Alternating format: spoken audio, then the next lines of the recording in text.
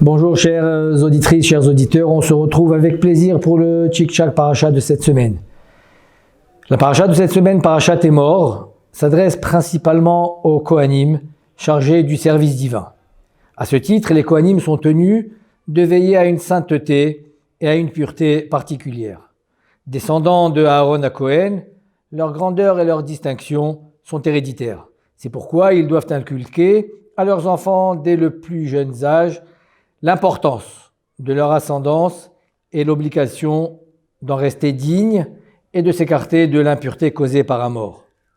Le contraste est frappant entre cette loi adressée aux Kohanim et les coutumes religieuses des nations qui appellent précisément le prêtre au chevet du mourant. La pensée païenne aboutit à la conclusion que l'existence humaine est sans valeur, qu'elle n'est qu'une phase demandant à être traversée avec le moins de difficultés et le minimum de pertes. La Torah pense tout à fait différemment. Le Kohen ne doit pas enseigner comment mourir, il doit enseigner comment vivre.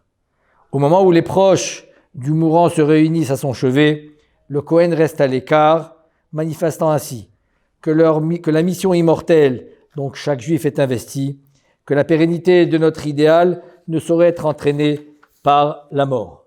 Maître authentique, interprète de la parole divine, ils ne peuvent souffrir d'aucune infirmité, les rendant impropres au service.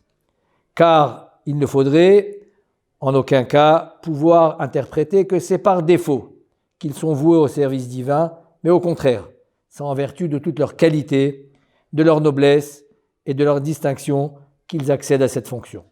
Puis sont détaillés dans un deuxième temps dans la paracha les fêtes, les moadim, des moments qui nous invitent à nous extraire de notre vie quotidienne, à rompre la monotonie, à consacrer nos facultés spirituelles en ces moments afin de restaurer notre pureté et nous permettre d'espérer la plus belle des bénédictions. Shabbat Shalom.